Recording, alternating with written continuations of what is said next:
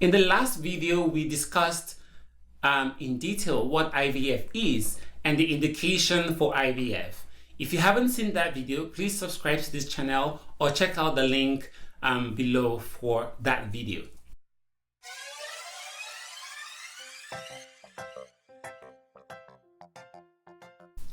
ICSI is an acronym for Intracytoplasmic sperm injection. It is the process that involves injecting a single sperm into a cytoplasm of a mature egg using a micro-injection needle. With this method, spine binding and acrosomal reaction present in IVF or natural fertilization is skipped. To further clarify the terminology, ICSI is one of the add-ons in IVF, which means that you can go through an IVF cycle without doing ICSI. This is how it works. From our last video, the process are the same. Just to give you a quick summary. First of all, hormonal drug is taken by the woman. The eggs are stimulated to mature. Eggs are retrieved. Sperm sample is collected from the man. Now, in IVF, the sperm sample that is collected from the man is mixed up with the eggs. Straightforward IVF. The difference between IVF and ICSI is that in ICSI, however, when the eggs are retrieved, they are collected and they are stripped of their cumulus. Once the cumulus is removed, the eggs are now graded as mature or immature, and they are cultured for about an hour, and then they are injected with sperm. During injection, one sperm is injected into one egg, whereas in IVF, millions of sperm surrounds the eggs in a dish, and the egg is let on its own to select the sperm that it wants. They are checked for fertilization the next day and are transferred back into the uterus on the third or the fifth day after retrieval. So it's sort of the same with IVF, but there's a difference between IVF and ICSI. It's just the injection. Now, here are the 10 reasons why you should do ICSI. These reasons also includes the 10 reasons why you should consider IVF. So these are the 10 reasons why you should consider doing ICSI when you are going for an IVF cycle. 1. Low sperm count. So if the number of your sperm count is not sufficient to cause an acrosomal reaction strong enough to fertilize an egg, fertilization would not occur. So with low sperm count, not enough sperm will make it towards the ampulla of the uterus to fertilize the released egg. Using straight IVF won't solve this issue, but with ICSI, one mature sperm is picked up and is injected directly into that egg for fertilization to occur. Secondly, unexplained infertility. So ICSI is very beneficial for patients with unexplained infertility since it's used to bypass potential fertilization barrier that could cause the unexplained infertility, and also factors like poor sperm binding. So basically, you can go to a doctor and they see nothing wrong with you, and doing an IVF might just be a waste of money because your egg and the sperm is coming into contact. It's just not fertilizing. So maybe what you need is just doing an ICSI. 3. Low oocyte yield. So ICSI is used in cases where a few number of oocytes are retrieved. So if you go through an IVF and you only have 2 eggs, at times it's the doctors would recommend ICSI so that they don't risk no fertilization if IVF is used.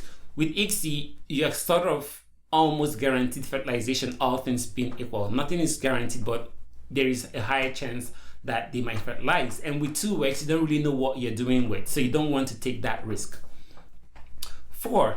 Failed IVF cycle. So sometimes IVF cycle may fail even when all the parameters are met. The sperm looks great, the egg quality looks fine, but yet there is no fertilization. And then that's when we know, okay, there's a poor sperm binding rate, or there is something wrong with the sperm. And now that we know, to reduce the risk of this cycle failing, ICSI is used to achieve fertilization.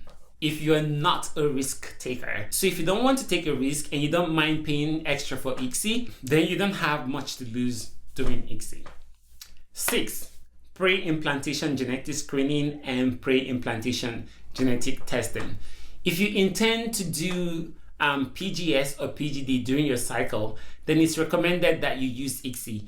The rationale is to ensure monospermic fertilization and the elimination of any potential contamination from the sperm attached to the zona pellucida, the outer part of the embryo. So the scientists want to know that they are dealing with a normal fertilization and there is no other cells around that sperm, around the zona pellucida of the embryo during biopsy. 7, frozen eggs. Like I said, before your eggs are frozen, they are stripped of the cumulus cells that surrounds the egg. So once the cumulus cells are stripped, you have to do ICSI. So remember, in IVF, the cumulus cells are intact and they are mixed with sperm. But because you've already stripped your eggs and they are frozen, you just have to pay for ICSI to get your eggs to be fertilized. 8, frozen sperm.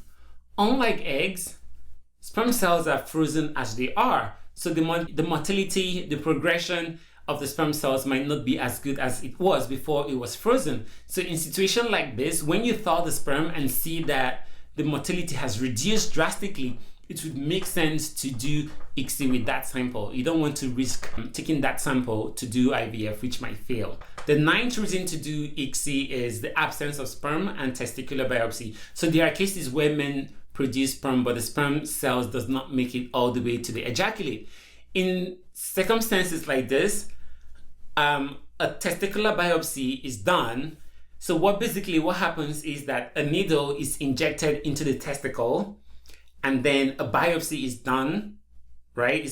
So some of the tissues and cells are aspirated. These tissues are now examined and nurtured by the embryologist to find a motile sperm.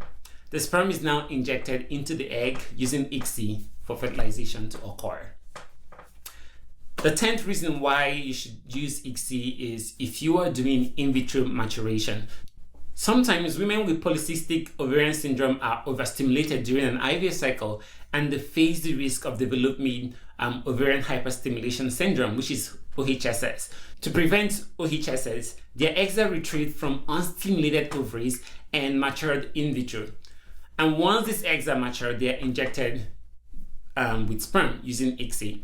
Although not a lot of IVF clinics do go through IVM, if you find yourself to be in this demographic of patients that have polycystic ovarian syndrome and want to do IVM, just look out for a clinic that does IVM, and that would help you prevent having ovarian hyperstimulation syndrome. To summarize this topic on ICSI, ICSI is not a perfect technique. Some of the eggs during the procedure gets bruised, some of them are damaged, some of them degenerate due to the injection.